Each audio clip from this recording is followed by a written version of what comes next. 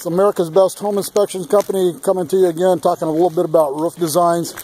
Right here we're looking at a roof design where we've got 3 slopes all come into one common area, and if you look right down here where they all converge, you see that the water is starting to collect during this little bit of rain that we have. Right back here in this area through here is probably going to be a vulnerable or going to have a leak point someplace inside the house.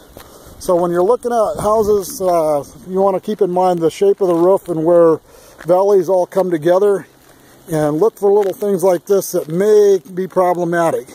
There's a real simple fix for this, and a roofing company is going to have to come out here and fix this in order to alleviate the problem.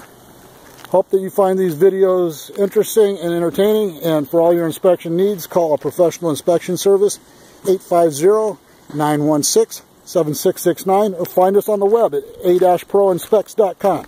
Have a great day.